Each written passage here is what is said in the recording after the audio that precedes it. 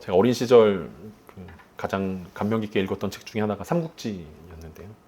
삼국지를 보면 이제 처음에는 유비가 이제 주인공인 것처럼 보여지는데 중간에 이제 유비가 죽게 됩니다. 그럼 주인공이 죽으면 어떻게 되지? 근데 아직도 한참 이제 분량이 남아 있어서 그때부터 이제 사람들이 이제 그 삼국지를 접는 사람들이 있고 아니면 계속 이어서 보는 사람들이 있는데 계속 이어 보다 보면 이제 주인공이 사실은 제갈공명이었구나라고 생각이 들면서 이제 또 책을 이제 재밌게 읽게 되어집니다. 그 제갈공명이 이제 유비가 죽은 이후에 그 유비의 아들인 유선이라는 총나라 황제에게 북방 정벌을 나가면서 이제 상소문을 올렸는데 그게 이름하여 출사표라는 이름입니다. 그래서 보통 이제 정치인들이 뭐 선거에 나갈 때 출사표를 던졌다 뭐 이렇게 이야기하는데 사실은 출사표는 신하가 전쟁에 나가면서 임금님께 상소문을 올리는 그것이 출사표고 가장 유명한 출사표가 바로 이제 제갈공명이 올렸던 출사표입니다. 근데 그가 출사표를 올리면서 뭐라고 이야기했냐면 신은 본디 미천한 신분이나 선제께서 저를 부르셨기에 삼고초로의 은혜를 입었습니다. 그러니까 유비가 3번이나 제갈공명을 찾아가서 자신을 등용하려고 애썼던 그 일들, 그 은혜에 감격해서 자기가 지금까지 이렇게 애를 쓴다라고 이야기하면서 선제께서 창업하신 일이 반도 이루지 못하였으나 천하는 셋으로 나눠지고 익주는 피폐해졌습니다. 이때가 참으로 나라의 존망이 걸린 위급한 때입니다. 그러니까 사실 제갈공명의 계략으로 이제 천하가 위초고라는 세 나라로 이제 나누게 되어져서 이제 총나라의 황제까지 이르게 됐다면 사실은 그 천하가 3개로 나뉘어진 것으로 만족하고 거기서 살면 되는데 제갈공명은 나이가 많이 들고 병이 들었음에도 불구하고 만족하지 않고 천하를 통일하겠다라고 이야기하면서 황제에게 편지를 올린 것입니다. 근데 그때 당시에 그 우리가 잘 알고 있는 막 이름이 유명한 막 장군들이 있지 않습니까? 유비, 관우, 장비, 뭐 조운, 뭐 이런 마초, 뭐 이런 장군들이 하나도 없어요. 하나도 없이 이제 다 그들이 죽고 난 다음에 장군들도 없고 유명한 장군들도 없고 약간 기세가 밀림에도 불구하고 이 총나라를 위해서 자기가 이 과업을 완수하겠다고 눈물을 흘리면서 편지를 썼기 때문에 굉장히 이제 그 유명한 글이 되었고 신하들 중에 이 글을 읽고 눈물을 흘리지 않은 사람이 한 명도 없었다라고 전해질 정도로 이 충절이 절절하게 느껴지는 이제 문장으로 되어져 있습니다. 왜 이런 이야기로 오늘 말씀을 시작했냐면 오늘 바울의 장면이 이 제갈공명이 출사표를 썼던 그 심정 아닐까라는 생각들을 하게 됩니다. 그 주변의 상황들이 바울을 아무 도와주지 않는 상황들 가운데서 이 뚜렷하 할 어떤 빛이 보이지 않는 상황 가운데 있지만 그럼에도 불구하고 바울이 지금 로마를 굳이 꾸역꾸역 가겠다라고 다짐하면서 던지는 이 한마디 가이사에게 상소하겠습니다 라고 하는 이 한마디가 제갈공명이 출사표를 던졌을 때 그 마음과 비슷하겠다라는 생각이 들었습니다. 비록 그의 신분이나 그가 가지고 있는 권력이나 그가 가지고 있었던 어떤 재력, 뭐 배경들이 넉넉치 않았지만 하나님을 향한 열정 때문에 끝까지 그의 사명을 완수하겠다라는 그 마음들이 우리 가운데 전달되어지는 모습들이 바로 출사표를 던졌다라는 그런 의미로 우리 가운데 다가오기 때문에 그렇습니다. 여러분들은 누구를 향해 충성하고 있습니까? 무엇을 힘을 다해 지키고 혹은 싸우고 있습니까? 제갈공명은 총나라라는 그 나라를 지키기 위해서 그리고 한나라라는 그 역사 속에 지워진 그 나라를 통일시키기 위해서 최선을 다하고 끝까지 목숨을 바쳐서 노력하다가 결국 전장터에서 이 출사표를 던지고 전장터에 나가서 과로로 죽게 되었다라는 것을 우리는 역사의 기록으로 전달되어지고 있습니다. 바울도 마찬가지 아닙니까? 바울도 끝까지 자신의 남은 인생을 자신의 생명을 조금도 귀한 것으로 여기지 않다가 최선을 다해서 하나님의 나라를 위해 살아가다가 그의 생명을 마감했던 것들을 우리는 잘 알고 있습니다. 우리는 무엇을 위해서 살아가고 있습니까? 무엇을 위해서 우리는 최선을 다하고 있습니까? 그것이 오늘 우리들 가운데 출사표가 되어지는 시간 되었으면 좋겠습니다. 오늘 본문을 통해서 바울의 마음을 우리가 함께 경험하면서 우리의 마음도 바울의 마음을 닮아가길 기대하며 오늘 본문 함께 살펴보도록 하겠습니다. 6절과 7절입니다. 베스도가 그들 가운데서 8일 혹은 10일을 지낸 후 가이사랴로 내려가서 이튿날 재판자리에 앉고 바울을 데려오라 명하니 그가 나오며 예루살렘에서 내려온 유대인들이 둘러서서 여러 가지 중대한 사건으로 고발하되 능히 증거를 대지 못한지라. 우리가 지난주에 그 베스도라는 총독이 새로 부임했다라는 이야기들을 함께 살펴보았습니다. 그러면서 우리가 마음을 잘 지켜야 된다라는 이야기들을 했는데 여러분 한 주 동안 마음을 잘 지키셨는지 궁금하기도 합니다. 베스도는 그 예루살렘 방문을 무사히 잘 마치게 되었습니다. 거기서는 아마 이런 일들이 있었을 것입니다. 천부장으로부터 예루살렘 경비에 대한 보고를 받지 않았겠습니까? 우리 예루살렘에 수많은 순례객들이 오지만 우리 천부장 제가 1000명의 군사들과 함께 철통 수비를 하고 있습니다. 어떠한 문제가 없습니다. 뭐 이런 경비에 대한 이야기도 했을 것이고, 지난주에 만났던 대제사장과 예루살렘에 있는 유력한 사람들을 만나서 뭐 식사도 계속 하지 않았겠습니까? 여기가 예루살렘 맛집입니다. 막 이러면서 접대도 막 받지 않았겠습니까? 원래 보통 이제 총독이 새로 부임하면 그곳에서 한 달이고 두 달이고 계속 머물면서 계속 접대를 받는 것이 관례인데, 이 베스도는 굉장히 깔끔한 성격의 사람이었던 것 같습니다. 그러니까 8일이나 열흘 만에 모든 예루살렘에서의 사모들 그리고 방문들을 마치고 이제 다시 돌아오게 되었다라는 거죠. 물론 예루살렘에서 가장 중요한 일은 유력한 사람들과 만나고 친분을 맺는 것이었습니다. 왜냐하면 유대인들을 이해하기 위해서는 그들을 알지 못하면 그들과 관계를 맺지 못하고 그들을 통치하는데 굉장히 어려움을 겪기 때문에 그렇습니다. 물론 벨릭스처럼 율법을 이해하고 유대인이 아예 돼버리는 모습이 훨씬 더 좋은 모습이겠지만, 그것은 이제 차차 일어날 일들이고 먼저는 그들의 유력한 사람들과 함께 만나는 것이었습니다. 누가는 그가 예루살렘에 있었던 것이 8일이었는지 10일이었는지 정확하지 않다라고 기록합니다. 사실 24장에서 25장으로 넘어오는 시간이 이미 2년이 지났기 때문에 그게 8일이 됐냐 10일이 됐냐는 크게 중요하지 않지만, 그래도 누가는 나름 정확하게 8일에서 10일이 걸렸다라고 이야기합니다.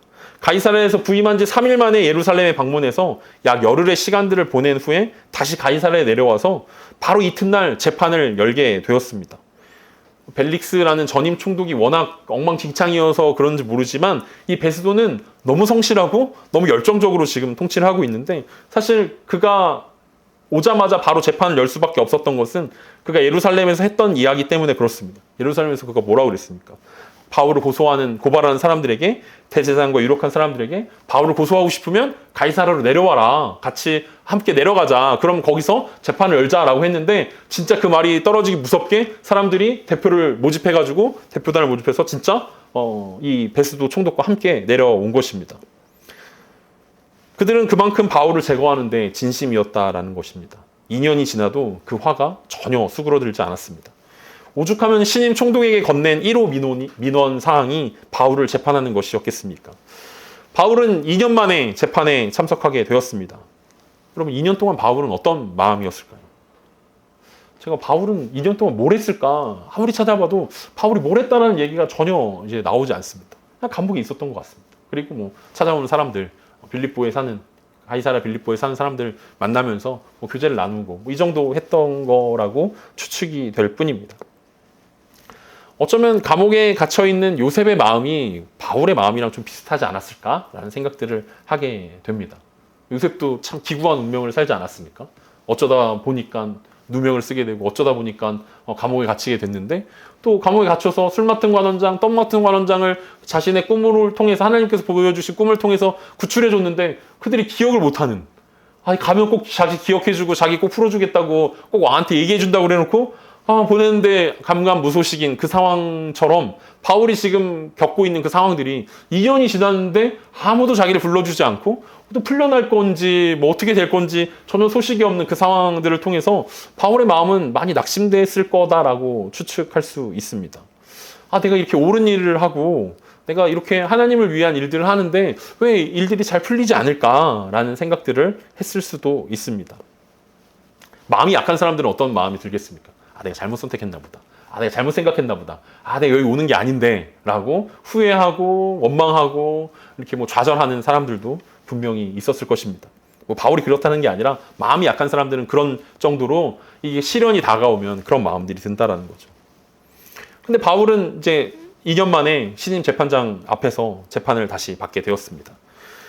누가는 또다시 열린 재판에 대해서는 자세히 기록하지는 않았습니다. 왜냐하면 지난번처럼 별로 영향가가 없는 재판이었기 때문일 것입니다.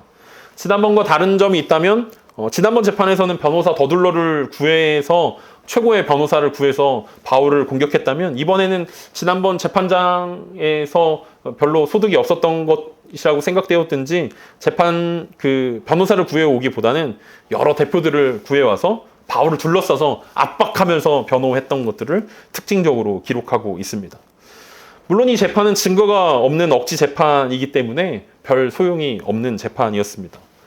베스도는 판사 출신이었기 때문에 이런 쓸모없는 재판을 왜 하는가라고 속으로 생각했을 것입니다. 그에게 증거 없는 고소는 전혀 설득력 있게 다가오지 않았을 것입니다. 아무런 소득 없이 고발자의 시간이 끝나버렸습니다. 이제 피고발자 바울의 시간이 다가왔습니다. 8절에서 바울은 이렇게 이야기합니다. 바울이 변명하여 이르되 유대인의 율법이나 성전이나 가이사에게나 내가 도무지 죄를 범하지 아니하였노라 하니. 바울은 피고발자로서 자신을 변명하기 시작했습니다. 증거가 없는 고발은 변명하기가 훨씬 더 어려웠습니다. 왜냐하면 증거가 있다면 증거에 대해서 해명하면 되는데 증거 없이 우기기만 하니까 도대체 이 우기는 사람들을 어떻게 설득해야 될 것인가 라고 생각할 수 있는데 바울은 그래서 세 가지로 자신이 죄가 없다라고 말씀하고 있습니다. 자기가 하지 않은 것, 그리고 자기가 그 자리에 없었던 것을 증명하는 것만큼 어려운 일이 없었지만 바울은 그래도 최선을 다해서 자신이 죄를 범하지 않았다라고 합니다. 바울이 여기서 자신에게 세 가지 죄가 없음을 주장하는데 첫 번째는 자신은 유대인의 율법에 죄가 없다라고 고백합니다. 바울은 끊임없이 변명할 기회가 있을 때마다 자신은 바리새인이고 율법의 의로는 흠이 없는 자라고 고백하고 있습니다. 그가 그리스도인이 되기 전에도 자신은 율법을 잘 지켰던 사람이고 그리스도인이 된 후에도 더욱 더 율법을 잘 지키고 있는 사람이었다라고 고백하는 것을 우리는 기억할 수 있습니다. 두 번째는 자신은 성전에 죄가 없다라고 고백합니다. 이방에서 온 유대인들의 거짓 모함으로 성전에 이방인을 데리고 들어왔다라는 거짓 소문이 퍼졌지만 그것은 절대 사실이 아니었습니다. 그러니까 내가 성전에 이방인을 데리고 오지 않았다라는 것들을 증명하려고 여러 가지 애를 썼지만 참 쉽지는 않았습니다. 그럼에도 불구하고 바울은 성전에 이방인을 데리고 온 적이 없다라고 자신이 성전에 죄를 지지 않았다라고 고백하고 있습니다. 마지막으로 자신은 가이사에게 죄가 없다고 고백합니다. 어떤 소동을 일으켜서 로마의 반역을 일으켜려 했다는 것이 결코 사실이 아니었다라고 말하고 있습니다. 그러니까 재판이 거듭될수록 유대인들의 고발은 이 두 가지 전략이라는 사실들을 바울도 깨닫고 총독도 깨닫게 됩니다. 그러니까 바울과 총독을 그러니까 이 유대인들이 총독을 설득하는 두 가지 전략이 있는데 하나는 뭐냐면 바울이 율법에 죄를 지었다. 그러니까 산헤드린 공회에 보내줘야 된다라는 전략. 만약 이게 안 된다면 바울이 소동을 일으키려 했다. 반란을 일으키려 했다. 그러니까 가이사에게 죄를 지은 것이다. 반역죄다. 그러니까 사형에 해당한다. 이 두 가지 중에 하나를 선택해라. 이게 이 유대인들의 전략이었던 것입니다. 이렇든 저렇든 둘 다 바울을 사형에 이끌어 가기 위한 이 유대인들의 노력이 우리 가운데 보이고 있습니다. 고발자들과 피고발자들의 반론을 들은 후 베스도는 이렇게 바울에게 제안합니다. 9절 말씀입니다.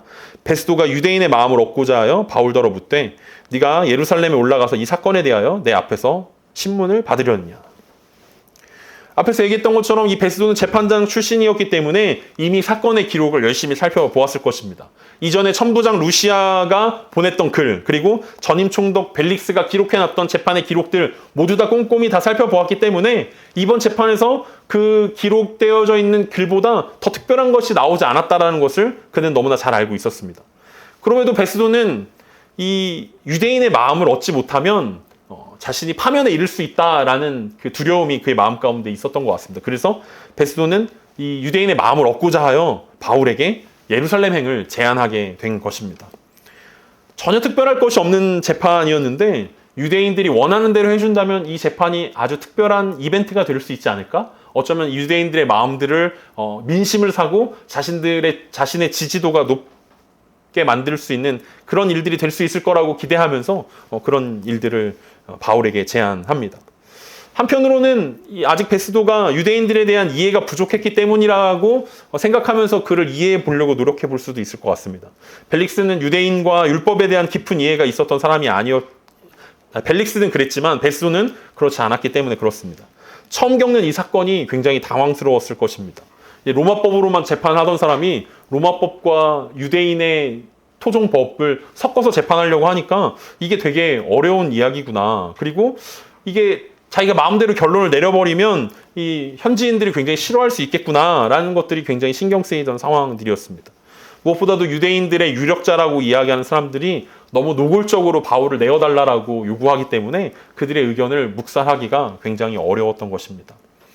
다음 주에 보게 될 내용이지만 먼저 힌트로 우리가 함께 보면 베스도가 이번 재판을 통해서 뭘 느꼈는지 우리가 잠깐 알아볼 수 있습니다. 사도행전 25장 18절과 19절에서 바울의 재판 가운데 베스도가 이렇게 느꼈다라는 것을 우리가 볼 수 있습니다. 원고들이 서서 내가 짐작하던 것 같은 악행의 혐의는 하나도 제시하지 아니하고 오직 자기들의 종교와 또는 예수라 하는 이가 죽은 것을 살아있다라고 바울이 주장하는 그 일에 관한 문제로 고발하는 것뿐이라. 그러니까 베스도가 이번 재판을 통해서 뭘 느꼈냐면 도대체 뭔 얘기를 하는지 하나도 모르겠다. 그리고 그냥 이 사람들이 싸우는 거는 예수라는 사람이 부활했는데 바울은 부활했다라고 이야기하는 거, 유대인들은 아니라고 이야기하는 거 이거밖에 없다라고, 도대체 이걸 어떻게 재판하라는 거냐라는 어려움 가운데 빠져 있다라는 것을 우리가 볼 수 있습니다. 이게 대체 재판거리인가 도무지 모르겠는 그에게 아예 예루살렘으로 이 바울이 옮겨가면 사내들인 공회의 자문을 받아서 재판하는 것이 더 낫겠다라고 생각한 것입니다. 물론 그것이 유대인들을 기쁘게 할 수 있는 일이었기 때문이기도 하고 재판을 순조롭게 끝낼 수 있는 일들이었기 때문에 그렇습니다. 예루살렘에서 재판은 할 것을 제안하는 베스도 총독에게 바울은 뜻밖의 이야기를 꺼냅니다. 그것이 10절과 11절입니다. 바울이 이르되 내가 가이사의 재판자리 앞에 섰으니 마땅히 거기서 신문을 받을 것이라. 당신도 잘 아시는 바와 같이 내가 유대인들에게 불의를 행한 일이 없나이다. 만일 내가 불의를 행하여 무슨 죽을 죄를 지었으면 죽기를 사양하지 아니할 것이나 만일 이 사람들이 나를 고발하는 것이 다 사실이 아니면 아무도 나를 그들에게 내줄 수 없나이다. 내가 가이사께 상소하노라 한대. 바울은 단호하게 예루살렘에서의 재판을 거절합니다. 자신은 로마의 관할 아래에 있기 때문에 다시 유대인의 관할 아래에 내려갈 수 없다라고 말하고 있습니다. 자신이 유대인들에게 불의를 행하였으면 그들의 재판에 응하겠지만 그것이 아니라는 사실을 재판장인 총독이 너무나 잘 알고 있으리라고 말하고 있습니다. 바울이 생각하기에 예루살렘으로 넘겨진 것은 사명을 의미했기 때문에 그렇습니다. 앞에서 얘기했던 것처럼 유대인들이 요구하는 것은 두 가지 아닙니까? 사내들인 공회로 넘기든지 아니면 반란죄로 처해서 사형에 처하든지, 가는 중에 암살을 당하든지 사내들인 공회의 결정에 의해 사형을 당하든지 어차피 예루살렘으로 옮긴다라는 것은 결론은 똑같았습니다. 물론 바울은 죽음을 두려워하지 않았지만 굳이 예루살렘에서 바울이 죽겠다라고 결심하지도 않았습니다. 왜냐하면 바울에게는 꿈이 있었기 때문에 그렇습니다. 그래서 다시 만일 자신에게 죄가 없으면 자신을 내어주어서는 안 된다라고 총독을 설득하고 있습니다. 여기까지도 베스도를 믿지 못했는지 22장으로부터 시작되었던 이 재판의 종지부를 피고인 바울이 찍어버리게 되었습니다. 단 두 단어를 사용했습니다. 그것은 카이사렘 아펠로였습니다. 황제에게 상소한다. 로마 시민에게 가지고 있었던 권리인 황제에게 상소하는 권리를 통해서 바울은 모든 혼란과 모든 이 어려움들을 끊어내기에 이르렀습니다. 이제 더 이상 유대인들도 자신을 흔들 수가 없고 대제사장도 자신을 흔들 수 없고 총독 자신도 자신의 재판을 흔들 수 없게 만들어 버렸습니다. 뜻밖의 바울의 요청에 베스도는 고민하기 시작했습니다. 그리고 오늘 이야기의 결론이 12절로 이렇게 나옵니다. 베스도가 배석자들과 상의하고 이르되 네가 가이사에게 상소하였으니 가이사에게 갈 것이니라 하니라. 총독은 이미 가이사를 대신하고 있었기 때문에 바울이 고백한 것처럼 가이사 즉 황제의 재판 자리에 이미 나와 있는 것입니다. 바울은 정당하게 로마 시민의 권리를 사용한 것이지만 굳이 황제에게 모두 다 보낼 필요는 없었습니다. 황제에게 상소한다는 것은 상징적인 의미가 더 강했기 때문에 그렇습니다. 황제를 대신해서 재판하는 사람들이 황제를 대신해서 재판하는 것이다 라는 그 마음으로 재판하는 의미였습니다. 무엇보다 아무 사건이나 다 황제에게 상소할 수 없었는데 주로 사형에 해당하는 중죄일 경우에만 황제에게 상소하는 것이 가능했다라고 전해지고 있습니다. 그래서 베스도는 고민한 것입니다. 이게 황제에게 상소할 만한 것인가? 이게 황제에게 상소해도 이게 자기가 욕먹지 않을 수 있을 것인가? 뭐 이런 내용적으로는 보내도 될까 말까 확신이 없었지만 결과적으로는 차라리 보내는 게 낫겠다라는 결론에 이르렀습니다.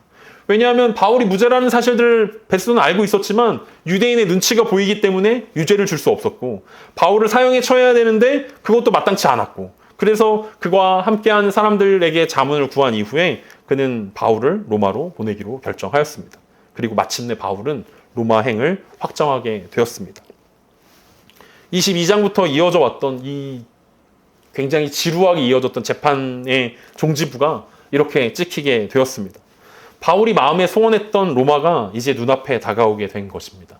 긴 재판과 지연된 구금 속에서 바울은 끝까지 포기하지 않는 모습을 보여주었습니다.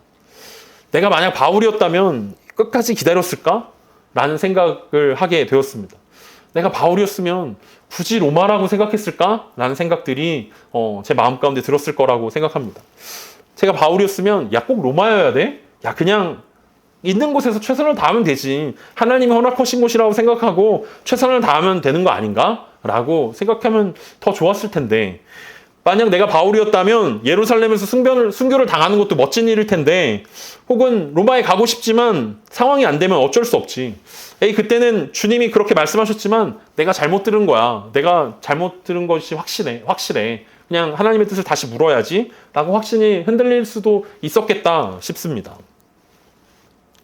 이게 로마가 아니라 우리의 이야기라면 여러분들은 어떻게 생각합니까? 하나님이 여러분들에게 주신 비전은 무엇입니까? 여러분들이 꼭 가야 하는 로마는 어디입니까? 혹시 여러분도 바울처럼 너무 더디게 오는 것처럼 느껴져서 포기해 버린 것은 아닙니까? 현실에 안주하고 타협해 버리지는 않았습니까? 원래는 가야 되는 게 맞았지만 막상 잘 안 되니까 굳이 그렇게까지 해서 가야 될 필요가 있나? 라고 우리는 다시 생각하고 있지 않습니까? 바울의 입장이라면 꼭 죄수의 신분으로 묶인 채 그렇게 로마에 가고 싶을까? 라고 우리는 생각해 볼 수 있을 것 같습니다. 처음 바울이 로마를 꿈꿨던 것은 사도행전 19장 21절에서였습니다. 이 일이 있은 후에 바울이 마게도냐와 아가야를 거쳐 예루살렘을 가기로 작정하여 이르되 내가 거기 갔다가 후에 로마도 보아야 하리라 하고, 이 이후로 바울이 예루살렘에 올 때까지 3년이라는 시간이 흘렀습니다. 그리고 예루살렘에서 소동이 있고 난 다음에 사도행전 23장 11절에서 바울은 이 음성을 듣습니다. 그날 밤에 주께서 바울 곁에 서서 이르시되 담대하라, 내가 예루살렘에서 나의 일을 증언한 것 같이 로마에서도 증언하여야 하리라 하시니라. 하나님께서 주신 확신 이후에 또다시 2년이 흘렀습니다. 그러니까 처음 바울이 로마에 방문하겠다라고 생각한 다음에 5년이라는 시간이 걸렸습니다. 그럼에도 불구하고 바울은 한 번도 흔들리거나 하나님의 꿈을 포기하지 않았던 것입니다. 왜냐하면 이 꿈은 바울만 할 수 있는 일이고 하나님께서 바울에게 주신 사명이 분명했기 때문에 그렇습니다. 그렇다면 우리의 삶 가운데 동일하지 않겠습니까? 내가 할 수 있는, 나만이 할 수 있는 그 유일한 일들을 하나님께서 우리 가운데 사명으로 주셨을 거라는 거죠. 그리고 그 사명을 우리가 발견했다면 그것은 어떤 상황과 환경에 이르든지 어떤 시련과 역경이 우리 가운데 다가오든지 우리는 끝까지 포기하지 않고 끝까지 승부를 던져야 한다라는 것입니다. 바울이 던진 승부는 바로 황제에게 상소하는 것이었습니다. 내가 죄수의 신분이 되어서, 내가 혹은 죄수의 신분이 되어서 묶여서 끌려가는 한이 있더라도 나는 무조건 로마에 가겠다. 그리고 로마에 가서 황제에게 상소했다는 이유 때문에 사형에 이른다 하더라도 내가 로마에 가서 죽겠다라는 그의 다짐이 바로 바울의 모습이었다라고 우리는 이해할 수 있습니다.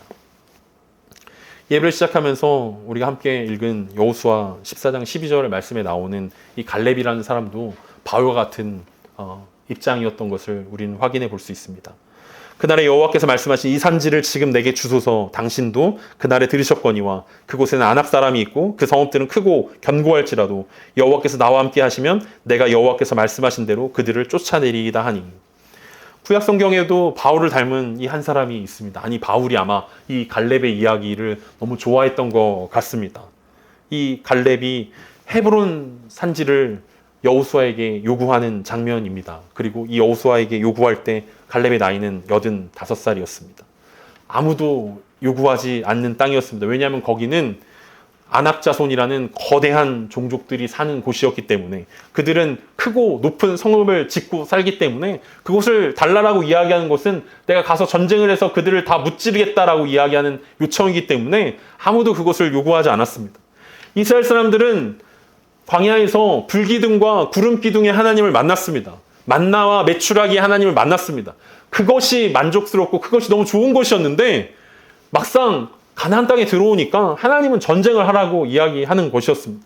그들이 요구하는 것은, 그들이 꿈꿨던 것은 날마다 구름기둥과 불기둥이 있었으면 좋겠다. 날마다 만나와 메추라기를 먹었으면 좋겠다. 가나안 땅에서도 그랬으면 좋겠다 라고 생각했는데 하나님의 뜻은 달랐던 것입니다.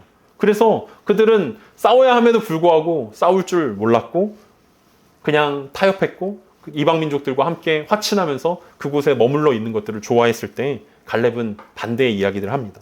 하나님께서 내게 약속하신 그 땅을 나에게 주십시오. 내가 가겠습니다. 라고 요구했던 갈렙의 이야기가 우리의 바울의 모습이고 그것이 우리의 모습이어야 되지 않겠습니까?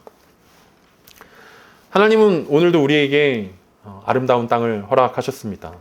그리고 안타깝게도 그 땅을 가는 길은 안악자손도 있고 성읍들은 크고 견고할 것입니다. 그럼에도 우리는 그 땅을 가야 할 것입니다. 멈춰있기보다는 달려가야 할 것입니다. 앞이 안 보인다고 돌아가시겠습니까? 장애물이 있다고 그냥 여기서 초막을 짓고 기다리겠다라고 말씀하시겠습니까? 황제에게 상송하노라 라고 외치면서까지 자신이 죄수의 신분이라도 가서 복음을 전하겠다라고 다짐하고 있는 바울의 모습을 보면서 우리도 뭔가 출사표를 던져야겠다라는 생각들이 들지 않으십니까? 어쩌면 우리도 이스라엘 백성들을 너무 닮은 모습들이지 않은가라는 생각들을 하게 됩니다. 우리가 꿈꾸는 하나님은 크고 놀라운 하나님이 아니라 그냥 이스라엘 백성들이 경험했던 구름기둥과 불기둥과 만나 외출하기를 주시는 그 정도의 하나님이면 충분하다라는 생각들이 우리 가운데 듭니다. 하나님 매일매일 살아가기에도 참 피곤합니다. 참 수고스럽습니다. 그냥 오늘의 양식을 우리 가운데 허락하시고 오늘 필요한 은혜들을 주시고 그냥 오늘 내가 근근히 하나님의 뜻 가운데 죄 짓지 않고 잘 살 수 있도록 도와주십시오 라고 요구하는 것이 혹시 우리의 요구라면 다시 갈렙의 요구를 우리가 집중해 봐야 할 것입니다. 바울의 황제를 향한 상소를 우리가 기억해야 할 것입니다.